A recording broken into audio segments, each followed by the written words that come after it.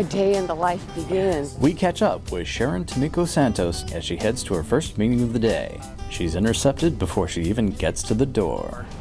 Bill that died over in Rosemary's committee. We're trying to amend. Representatives often have impromptu meetings with concerned constituents, staff, and lurking lobbyists in between their scheduled meetings. All right, bye-bye. Eventually, she makes her way to her first appointment, a House Finance Committee hearing.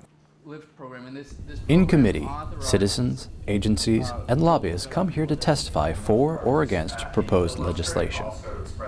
This bill is about expanding competitive local infrastructure financing tool projects. Fun. We meet up with Dan Kristiansen bright and early in his office.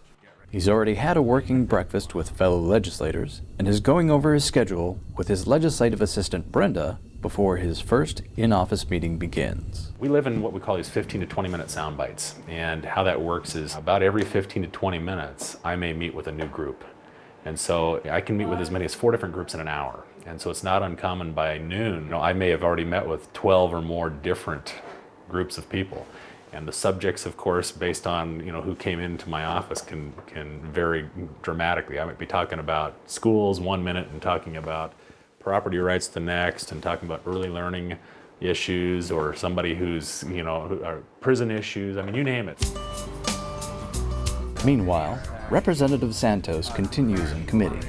They usually last at least 2 hours. This will be your policy decision. You may go there. This constituted a demonstration to clarify whether or not the tool was an effective means of achieving economic development. It's still a fairly controlled experiment. Representative Kristiansen's next meeting is with a reporter from his local press, the Everett Herald. Well, you were one of the, 4 people voted against the capital budget. Yes. Which is usually considered the we all get along budget. This is going to be the last time I have a chance to vote for the capital budget. And so I wanted to make a statement. I have some concerns with some of the policy with respect to the capital budget, including the early release issue. And so that was why I voted no. And my constituents know that. The committee hearing ended. Representative Santos gets back to her office to go over constituent emails and receive scheduling updates from her legislative assistant, Peggy. 5 minutes and 10 million things to do. So,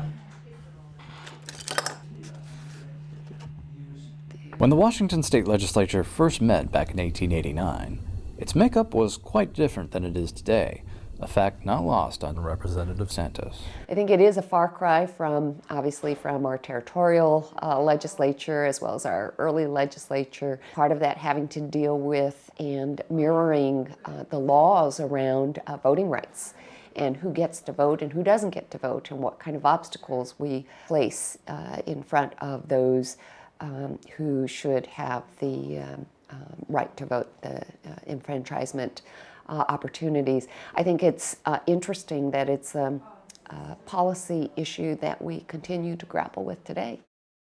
Next on the agenda, senior staff show her a new bill tracking program.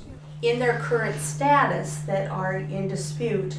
In addition to her regular legislative duties, this kind of work is part of her job as Majority Whip. We've got paperwork flying back and forth, literally.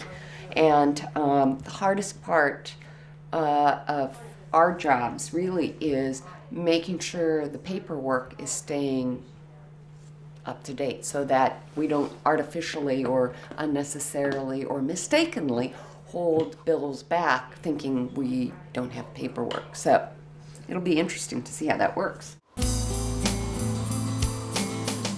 After taping his weekly legislative update, a video newsletter to inform his constituents of the happenings on the Hill, he's back in his office for a meeting with the Washington Ranchers Association lobbyist. Thank you. The hearing was an absolute slap in the face. I know. The bill that's out there doesn't do anything, and if there's any way we can have everybody vote no, it puts this in the proverbial you-know-what in their pocket. Now it's time for all representatives to head to the House floor to debate bills. It's here we meet Representative and Speaker Pro Tem John Lovick. We got a great plan for Highway 2. The Speaker of the House is often busy behind the scenes, so the Speaker Pro Tempore takes over on the rostrum presiding over the action. Say aye.